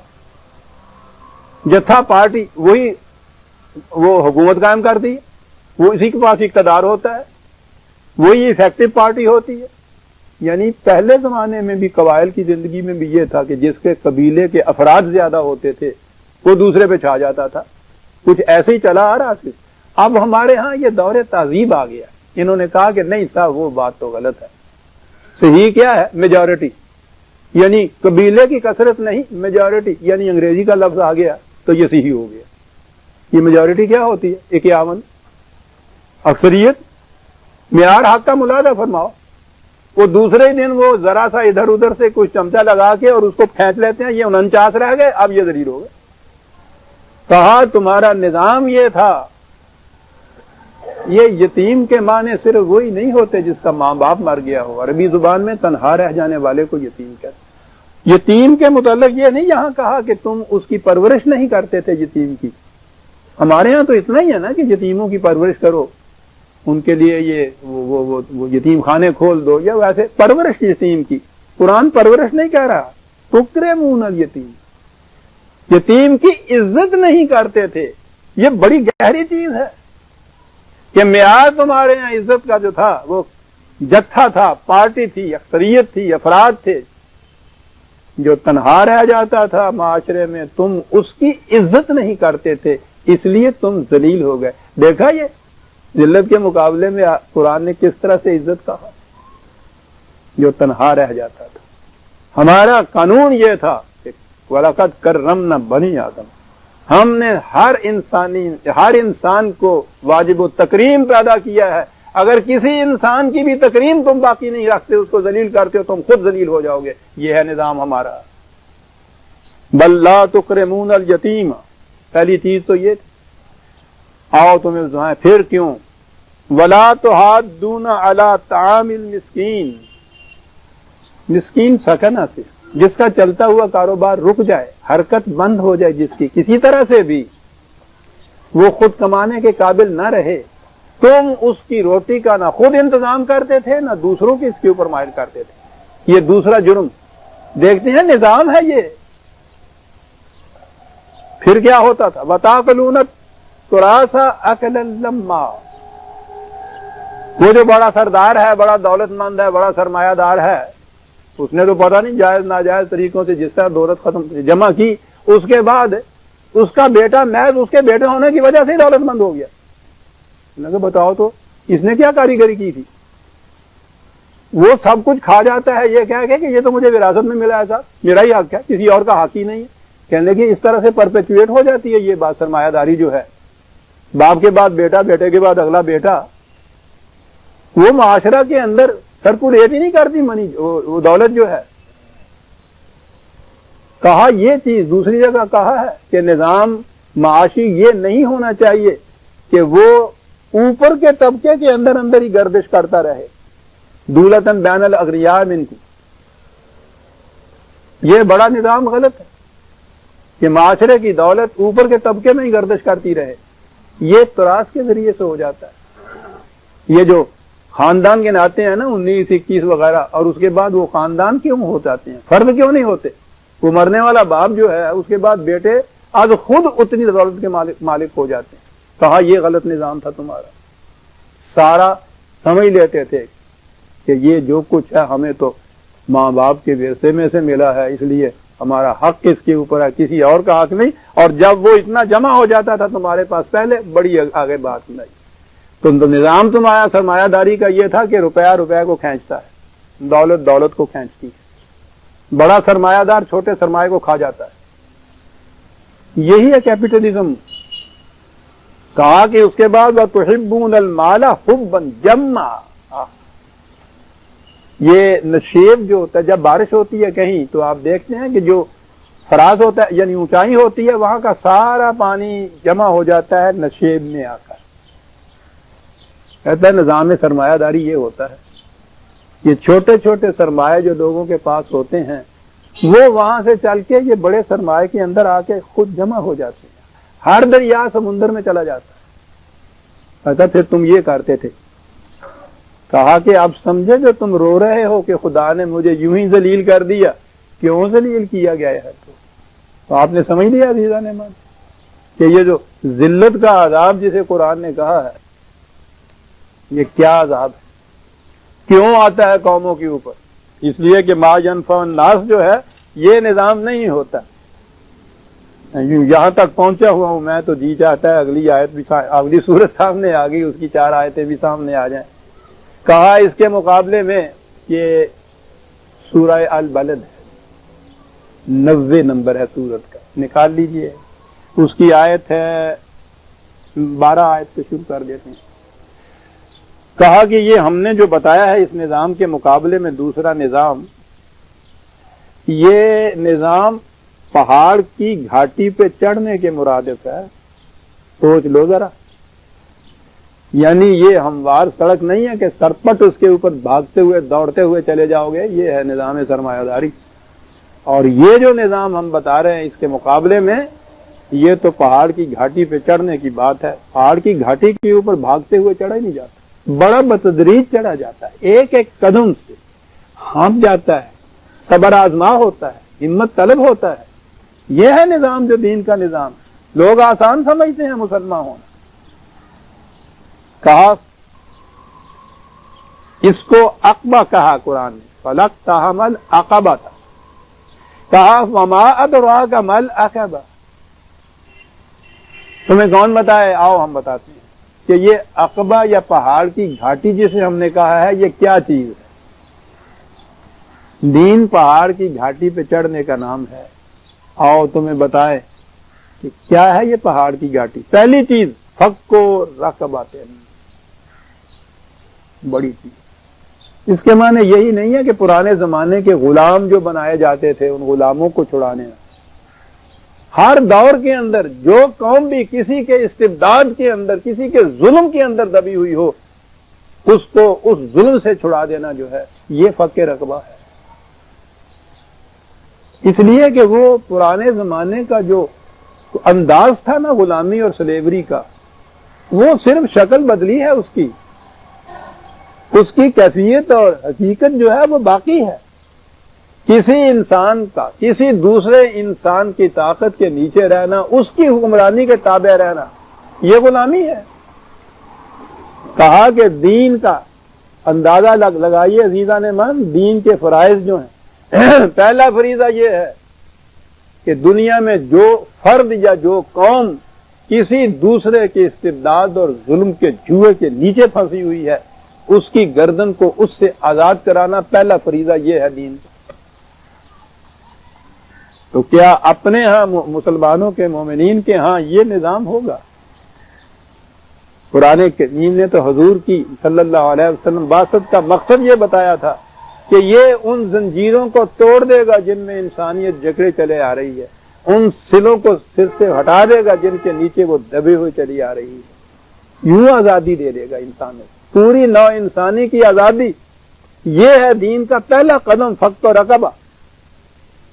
آگے پھر دوسرا فریضہ دین کا، او اطعام فی یوم ذی مسغبۃ، افلاس اور بھوک کے زمانے میں روٹی کا انتظام کرنا، یہ ہے دین کا دوسرا فریضہ۔ آپ دیکھ رہے ہیں اسلامی نظام جو ہے اس کے کیا عناصر بتائے ہیں قرآن نے، کیا اجزاء بتائے ہیں، اور پھر یہ پہاڑ کی گھاٹی پہ چڑھنا ہے بتدریج، آہستہ آہستہ، قدم بقدم۔ کوئی انسان کسی دوسرے انسان کا دویل محکوم نہ رہے، پہلی بات تو پکے رکھ دو۔ کوئی فرد بھوکا نہ رہے، یہ دوسرا اس کا نظام کا ٹکڑا۔ اسی لیے حضور نبی اکرم صلی اللہ علیہ وسلم نے جو فرمایا تھا نا، وہ اسی کی تشریح تھی کہ جس بستی میں ایسی صورت ہو کہ کوئی فرد رات کو بھوکا سو گیا ہوا ہو، اس بستی سے خدا کی حفاظت کی ذمہ داری ختم ہو جاتی۔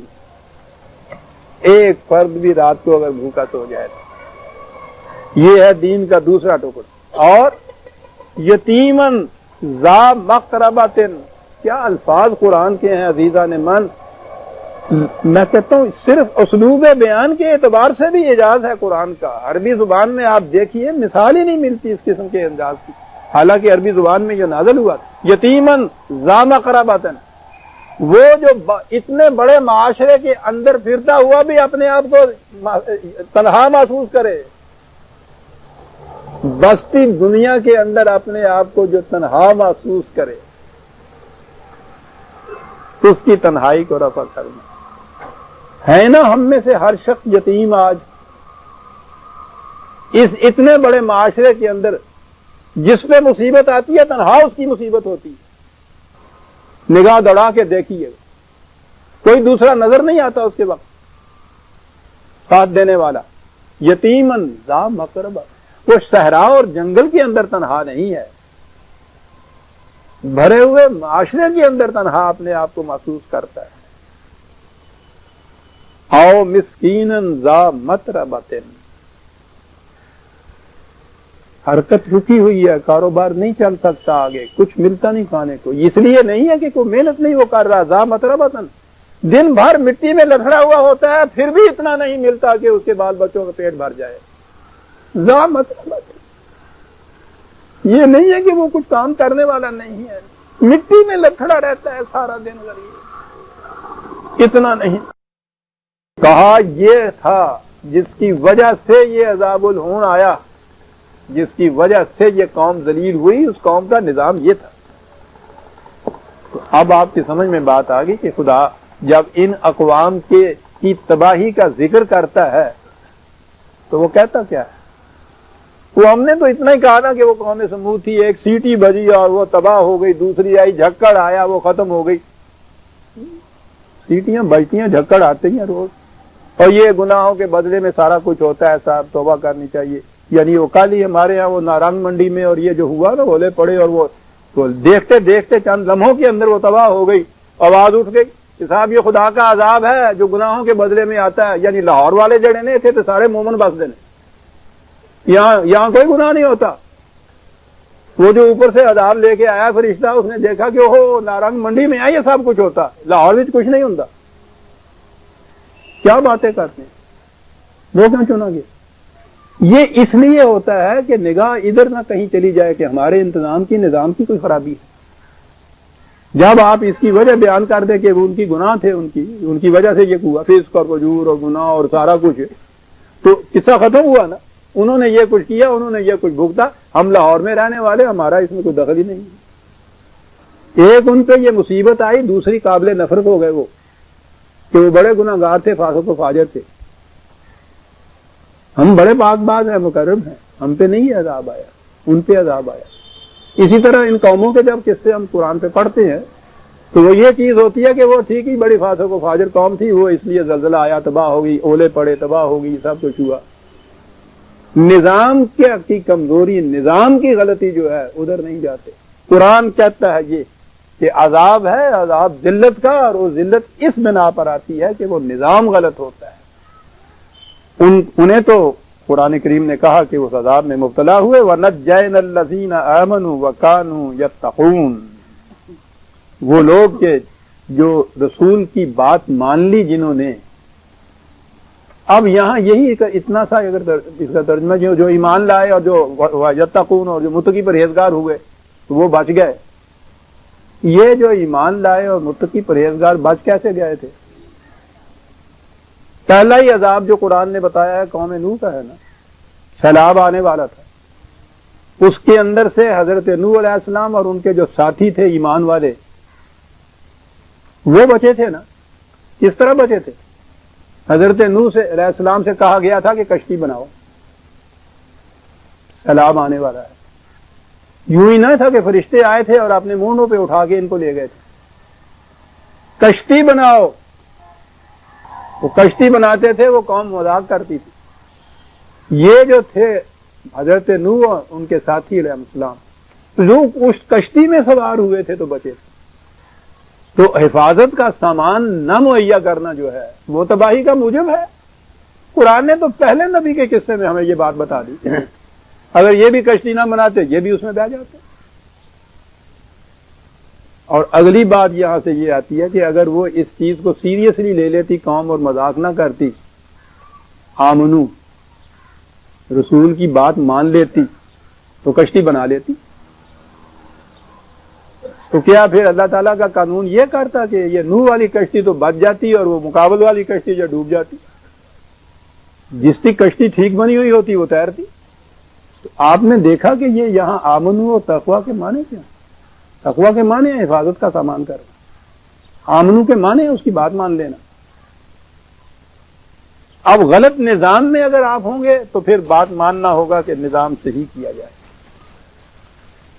صحیح نظام میں تباہیاں آتی ہیں، یہ جتنی بھی فزیکل یا طبعی چیزیں آپ کے ہاں ہیں وہ صحیح نہ ہو، یا اگر وہ ہوں اور ان کی تقسیم ان کا استعمال صحیح نہ ہو، اس لیے تباہی آتی ہے۔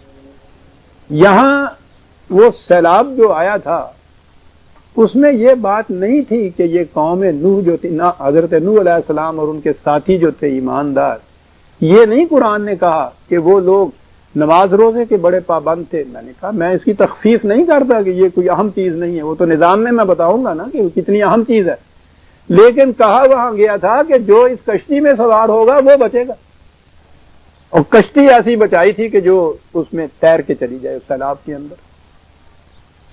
تو یہ ہے آمنو، یہ بات تھی۔ اگر وہ قوم، قرآن نے کہا ہے کہ وہ پاس سے گزرتے تھے مذاق کرتے تھے، اگر وہ بھی رسول کی بات مان لیتے، ان کی اسی کے مطابق عمل کر حفاظت کا سامان باہم پہنچا لیتے، وہ بھی بچ جاتے۔ تو دو چیزیں ضروری ہیں نظام میں، ذرائع اور اسباب جو ہیں مادی، ان کا ہونا نہایت ضروری ہے، اور ان کا استعمال جو ہے وہ الحق کے مطابق کا ہونا چاہیے، پھر قوم بچ جاتی ہے۔ وَيَوْمَ يُحْشَرُ أَعْدَاءُ اللَّهِ إِلَى النَّارِ فَهُمْ يُوزَعُونَ۔ اور پھر قرآن نے بتایا ہے یہ حشر کی بات قیامت کی تو ہے بھی، اس دنیا کے اندر بھی جہاں قرآن نے کہا ہے جہاں ٹکراؤ ہوتا ہے، میدان جنگ ہوتا ہے، اجتماع اس قسم کا ہوتا ہے، اسے قرآن نے حشر کہا ہے۔ یہودیوں کے متعلق جو مدینے سے ان کو نکالا ہے اور وہاں ان کے ساتھ تصادم ہوا ہے، اس کو بھی قرآن نے حشر کہا ہے، حشر وہ حشر لوگ۔ تو اس وقت پھر اور وہ کیفیت اس قوم کی کیا ہوتی ہے؟ فَهُمْ يُوزَعُونَ، آگے بڑھنے سے اسے روک دیا جاتا ہے۔ تو جو قوم بھی کہیں کھڑی ہو جاتی ہے، رک جاتی ہے، عربی زبان میں اور قرآن کریم میں جہنم کے لیے جہیم کا لفظ بھی آیا ہے، اس کے معنی ہے رک جانا۔ زندگی تو مسلسل حرکت کا نام ہے، زندگی جوئے روان است رواں خواہد بود، یہ تو چلتی رہتی ہے تو ندی ہے، کھڑی ہو جاتی ہے تو جوہر بن جاتی ہے، اور بو فساد کی آتی ہے بند پانی میں، سڑان پیدا ہو جاتی ہے اس کے اندر، اسی پانی میں زہر ہو جاتا ہے وہ پانی کھڑے رہنے سے۔ یہ بنیادی اصول ہے عزیزان من زندگی کا۔ تجربہ کرنا ہے تو ذرا سانس روک لیجئے، پھر دیکھ لیجئے یہ جو سلسلہ آمد و رفت حرکت ہے سانس کی، اس میں تھوڑا سا جمود پیدا کر لیجئے، تو روک دیجئے تو اس کو پتہ چل جائے گا کہ موت کیا ہوتی ہے۔ رکاوٹ زندگی کے راستے کے اندر یہ موت ہے عزیزان من۔ قوموں کی زندگی میں بھی جہاں کوئی قوم رک کے کھڑی ہو جاتی ہے وہ اس کے لیے موت ہوتی ہے۔ حتی اذا ما جاؤوها شہد علیہم سمعہم وابصارہم وجلودہم بما کانوا یعملون. بڑا اہم نقطہ آ گیا سامنے. کہا کہ اس وقت یہ وقت ہوتا ہے مکافات عمل کا، جب نتائج سامنے آتے ہیں. ہم تو یہ سمجھتے ہیں نا کہ یہاں کوئی چیز ایسی خلاف قانون کی، قانون کے معنی سوسائٹی کا قانون ہی نہیں ہے بلکہ خدا کے قانون کو تو کوئی یہاں پوچھتا ہی نہیں ہے. اور اس کے بعد یہ دیکھا کہ کسی نے نہ پکڑا ہے نہ گرفتار ہم ہوئے ہیں نہ پولیس نے دیکھا ہے کسی نے نہیں، تو بس موج ہے. پھر سینکڑوں ہزاروں روزانہ ایسا کچھ ہوتا ہے جس کے متعلق اطمینان ہو جائے کہ کسی نے نہیں دیکھا، کوئی واقف نہیں ہے، تو پھر کوئی بات ہی نہیں. کہتا خدا کا قانون مکافات ایسا نہیں ہے کہ تم مطمئن ہو جاؤ کہ کسی نے دیکھا نہیں ہے. سمجھانے کی بات یہ ہے تم ہوگے تمہارے خلاف یا ان کے خلاف، ان کے کان، ان کی آنکھیں، ان کی پوری شخصیت، ان کا پورا جسم جلود ان کے خلاف شہادت دیں گے. میں نے کہا تھا کہ ایک اہم معاملہ آ گیا. ذرا غور طلب ہے یہ چیز، سطحی طور پہ شاید بات نہ سمجھ میں آئے. شہد علیہم سمعہم، ان کے کان ان کے خلاف شہادت دیں گے، ان کی آنکھیں ان کے خلاف شہادت دیں گی، ان کے پورے اعضاء جسم کے ان کے خلاف شہادت. یہ کان تو یہی ہے ان کا ہی کان، میرا کان، میری آنکھ، میرا جسم، میرے اعضاء، میرے ہاتھ پاؤں، یہی ہم کہتے ہیں.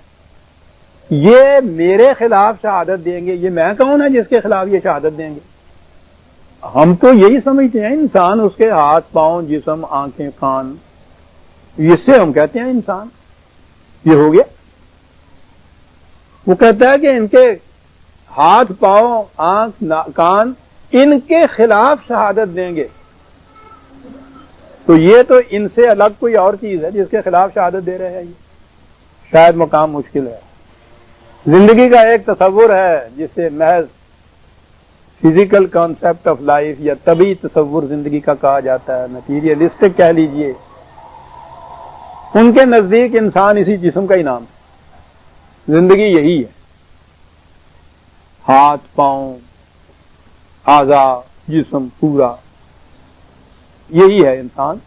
جب یہ نہیں رہتا، ڈس انٹیگریٹ ہو جاتا ہے، موت آ جاتی ہے، ختم ہو جاتا ہے، انسان خاتمہ ہو جاتا ہے. قرآن کریم نے کہا یہ ہے کہ یاد رکھیے، یہ جسے ہم دین کہتے ہیں اور جسے لادینی یا کفر کہتے ہیں، اس میں مابین امتیاز جو ہے یہ ابتدا خدا پہ ایمان کی نہیں ہے. ابتدا اس تصور حیات کی ہے کہ انسان کی زندگی صرف اس کے جسم سے ہی منسوخ نہیں ہے. اسی کا نام نہیں ہے کہ یہ انسان، یہ اس کی زندگی ہے، یہ انسان جب جس کی زندگی ختم ہو گئی انسان ختم ہو گیا. یہ جتنی تباہی آئی ہوئی ہے دنیا کے اندر اس وقت، وہ اس وجہ سے آئی ہوئی ہے کہ اس سے آگے کوئی بات نہیں ہے. وہ سمجھتے ہیں اس کا انتظام اگر کر لیا جائے کہ اس زندگی میں کچھ نہیں ہوتا تو پھر عیش، راوی عیش لکھتا ہے، پھر سوال ہی نہیں. قرآن کہتا ہے کہ یہ تصور حیات غلط ہے.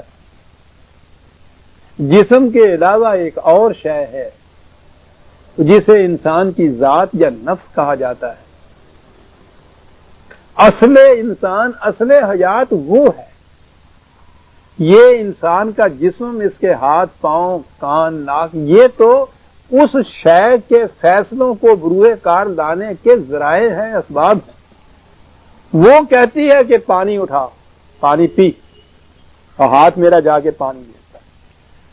وہ کہتی ہے کہ اس کے جیب میں سے گھڑی نکال لے، میری 2 انگلیاں وہ نکال لیتی.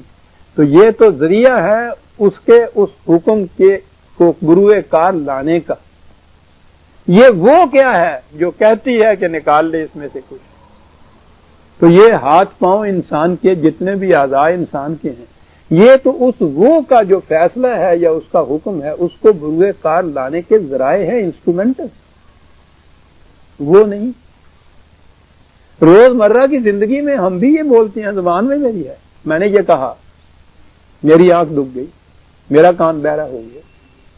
میرا قرآن یہی کہتا ہے کہ یہ تم جو کہتے ہیں نا میرا، سوچنے کی بات یہ ہے کہ یہ وہ میں کون ہے جس کا ہاتھ، جس کے پاؤں، جس کے یہ ہے. بس ساری بات ساری یہ ہے، یہ جو میں ہے جسے آپ میرا کہتے ہیں، یہ جو انسان کی ذات، یہ نفس ہے، یہ جسم نہیں ہے، نہ یہ انسان کا جسم طبی قوانین کے تابع ہے، یہ طبی قوانین کے تابع نہیں ہے، نہ ہی جسم کے ڈس انٹیگریٹ ہو جانے سے، فنا ہو جانے سے، مر جانے سے یہ مر جاتی ہے، یہ باقی رہتی ہے، آگے چلتی ہے، اور اس کے تمام اعمال کا نتیجہ یہ میں جو ہے اس پہ اوپر مرتب ہوتا ہے، اور یہ مرتی نہیں ہے، اس لیے یہ اس کی گرفت سے آگے جا ہی نہیں سکتی۔ یعنی یہ دو تصور ہیں حیات کے، دین اور لا دینی کی ابتدا یہاں سے ہوتی ہے، میں سے ہوتی ہے، یاد رکھیے، اس کے بعد خدا کی ضرورت پڑتی ہے، کیونکہ اس میں کی نشو و نما، اس کی پرورش، اس کا ارتقاء خدا کے قوانین کے مطابق ہوتا ہے۔ اگر کوئی اس میں کو مانتا ہی نہیں ہے تو اس کو واقعی خدا کے قوانین کی ضرورت نہیں پڑتی، تبھی جسم، تبھی قوانین، جو ان قوانین کے مطابق زیادہ سے زیادہ ذرائع اسباب مہیا کر لے، جسمانی راحت، آسائش، ستائش، سب کچھ میسر آ گئی، یہی منتہا ہے زندگی کا، یہی محاصل ہے، یہ ہے ابتدا اس کی۔ یعنی بڑے عجیب انداز میں یہ بات قرآن، اقبال کہہ گیا ہے، شاخ نہال سدرائی خارو خسے چمن مشاؤ، تو اپنی حقیقت سے ذرا باخبر ہو، تو وہ سدرہ المنتہا ہے نا، ایک اصطلاح ہمارے ہاں، بلند ترین کہہ لیجئے نخل جو شاخ ہے، تو اس بلند ترین سرسبز و شاداب درخت کی ایک شاخ ہے، زندہ جاوید رہنے والا، اپنے آپ کو تو اس باغ کا کوڑا کرکٹ کیوں بنا کے بیٹھ گیا؟ اگلی بات ہے جو وہ کہتا ہے، منکر او اگر شوی منکر خیشتن مشاؤ، اگر کسی وجہ سے تمہاری سمجھ میں ابھی خدا نہیں آیا ہے تو ٹھہر درٹ ہے، لیکن اپنا انکار نہ کر، یاد رکھ، اگر تو نے اپنا انکار کر دیا تو پھر خدا کبھی سمجھ میں نہیں آئے گا، اس سے منکر مان تو یہ ہے وہ میں جو ہے، یہ جو کہا ہے نا کہ ان کے سماعت، بصارت، ان کے اعضاء، جوارے ان کے خلاف شہادت دیں گے، تو ان سے مراد ان کی وہ ذات لما کانوا یعملون، دیکھا نا وہ ان کے اعمال کی شہادت، یہ چیزیں اس کے خلاف، علیہم، علی کے معنی خلاف دینا ہے، اس کے خلاف یہ شہادت دیں گے۔ وقالوا لجلودہم لما شہدتم علینا قالوا انطقنا اللہ الذی انطق کل شیء وہو خلقکم اول مرۃ وعلیہ ترجعون۔ وہ یہ ایک مکالمہ کا انداز بتایا ہے کہ وہ میں ان سے کہے گی کہ تم تو میرے ہاتھ پاؤں تھے، میرے ہی خلاف تم نے شہادت دے دی، کہا یہ سب کچھ ہم، وہ کہیں گے کہ یہ سب کچھ دیکھتے بالتے تم اس وقت بھی تھے کہ تم کیا کرتے ہو، اس وقت ہمارے پاس قوت گویائی ابھی نہیں تھی، اب خدا نے ہمیں بولنے کی قوت دی ہے تو وہ بات جو ہم دیکھا کرتے تھے ہم بیان کر رہے ہیں۔ انداز بڑا خوبصورت ہے کہنے کا۔ اگلی آیت اس کی وضاحت کرتی ہے، وَمَا كُنْتُمْ تَسْتَتِرُونَ أَن يَشْهَدَ عَلَيْكُمْ سَمْعُكُمْ وَلَا أَبْصَارُكُمْ وَلَا جُلُودُكُمْ وَلَكِنْ ظَنَنْتُمْ أَنَّ اللَّهَ لَا يَعْلَمُ كَثِيرًا مِّمَّا تَعْمَلُونَ۔ کہا تمہاری کیفیت یہ تھی کہ کوئی غلط کام کرنے لگتے تھے تو ادھر ادھر دیکھ لیتے تھے کہ کوئی دیکھتا تو نہیں ہے، جب دیکھتے تھے کہ کوئی اور نہیں ہے تو مطمئن ہو جاتے تھے، تم سوچتے نہیں تھے کہ جب کوئی اور نہیں دیکھ رہا تو تمہارے ہاتھ پاؤں آنکھ کام تو دیکھ رہے ہیں، ان سے تم نہیں چھپتے تھے کیونکہ تم سمجھتے تھے کہ یہ تو اپنے ہیں۔ واہ، یہی ہوتا ہے نا، تو تم مطمئن ہو گئے کہ جو میں نے یہ جرم کیا ہے اس کو کسی نے نہیں دیکھا، یہ نہ سوچا کہ خود تمہارے اپنے ہاتھ پاؤں ناک کان جو ہے انہوں نے دیکھ لیا ہوا ہے، اس وقت مطمئن اس لیے ہو کہ یہ تمہارے خلاف کچھ کہتے نہیں ہیں۔ وہ جو بات کہی ہے نا، اس وقت خدا ان کو بھی قوت گویائی عطا کر دے گا اور سب کچھ کہہ دیں گے تمہارے خلاف۔ کیا شہادت ہے یہ، جس سے کوئی بھاگ ہی نہیں سکتا۔ کون انسان یہ کہہ سکتا ہے کہ میں نے جو جرائم کیے ہیں میرے آنکھ کو، میرے ہاتھ کو پتہ نہیں تھا ان کا؟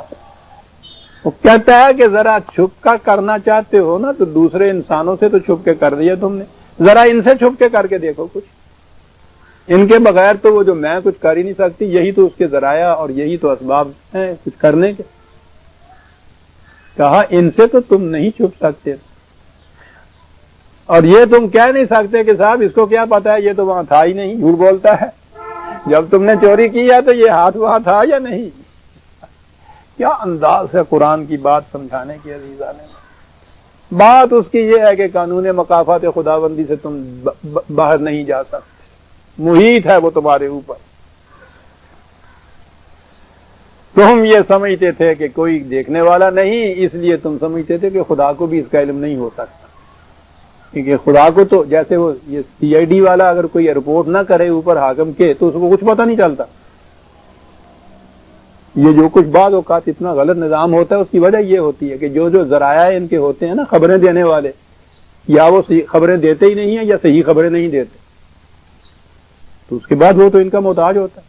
کہا تم نے بھی یہ سمجھ رکھا تھا کہ چونکہ ہم نے ایسی جگہ جرم کیا ہے کہیں کوئی انسان دیکھ ہی نہیں سکتا، اس لیے اللہ میاں کو کیا پتا چلے گا اس کا۔ کہا کوئی بات نہیں ہے، ہم تمہارے ہاتھ سے پوچھ لیں گے کہ کیوں بھائی تم نے چوری کی تھی یا نہیں۔ سمجھانے کے انداز قرآن کے 1400 سال پہلے کا بدو بھی سمجھے اور آج کا بڑے سے بڑا سائنٹسٹ بھی یہ بات سمجھے۔ یہ تو آج میں نے کہا نا جو نیا علم ان کا سائیکالوجی یا سائیکاٹری سے، ان سے پوچھئے وہ اس کی داد دیتے ہیں کہ کیا کیا باتیں قرآن کہہ گیا ہے، کہاں یہ اعمال اپنا اثر رکھتے ہیں وہ دھل ہی نہیں سکتا۔ ہاں، اور یہ تو اب یہاں تک پہنچ گئے ہیں کہ جو باتیں تمہارے شعور میں بھی نہیں ہوتی بھلا دیتے ہو، تم سمجھتے ہو کہ کسی کو معلوم نہیں ہے، یہ قریت کے نیچے سے اس کو اوپر لے آتے ہیں، ابھی لے آتے ہیں، اور جب خدا ان کو بولنا سکھا دے گا تو پھر تو پوچھو ہی نہیں کیا باتیں ہوں گی۔ کہا یہ تمہارا ظن تھا، یہ تمہارا گمان تھا، ذالک و ذالکم ظنکم الذی ظننتم بربکم ارداکم فاصبحتم من الخاسرین۔ کہا تم نے یہ سب کچھ جو غلط باتیں کی اس ظن کے ماتحت کی، اس خیال خام کے ماتحت کی کہ خدا کو ان کا کیا علم ہو سکتا ہے، اور خدا کے علم کے تو ذرائع یہاں تک ہیں جس سے تم انکار ہی نہیں کر سکتے۔ اس لیے اگر تمہاری حالت یہ ہے جس میں عذاب میں مبتلا ہو، تم عذاب ذلت اور غربت اور افلاس کے عذاب میں، تو وہ تمہارے ان اعمال کا ہی نتیجہ ہے جن کے متعلق تم مطمئن تھے کہ کسی نے دیکھا نہیں ہے۔ کسی نے دیکھا نہیں ہے والی بات تو اور وہ تو اپنے نتائج آپ مرتب کرتے چلے جاتے ہیں، سریول حساب ہے وہ۔ وَإِن يَصْبِرُوا فَالنَّارُ مَثْوًى لَّهُمْ، ٹھیک سے آڑے سے بات ہی نہیں ہے، اب تو تباہی آ گئی ساتھ، اب تو اس کے اندر جھلسنا ہے۔ وَإِن يَسْتَعْتِبُوا فَمَا هُمْ مِنَ الْمُعْتَدِينَ۔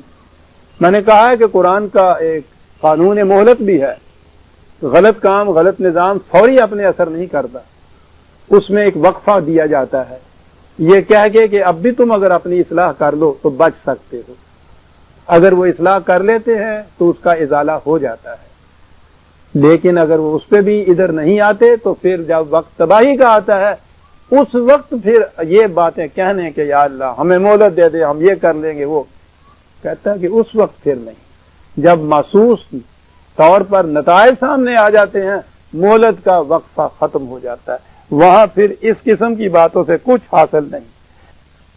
وہ ساتھ ایک دو ذکروں میں بات آ جائے گی، ان کو بھی مورد الزام قرار دیتا ہے یہ جو مجرم ہیں، اور پھر کچھ ساتھی بھی ہیں۔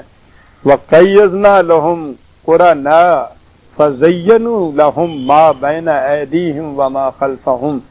کہا یہ اس غلط نظام میں ہوتا کیا ہے کہ یہ اکیلا ہی نہیں ہوتا، ایک جنڈلی ہوتی ہے نا، ساتھی ہوتے ہیں ساتھ۔ ساتھیوں کے متعلق ایک لفظ قرآن نے کہا ہے، عزیزان ایمان، انسان وجد میں آ جاتا ہے جب دیکھتا ہے پھر اس زبان کو، جامعیت، پھر قرآن کا انتخاب اس کے متعلق۔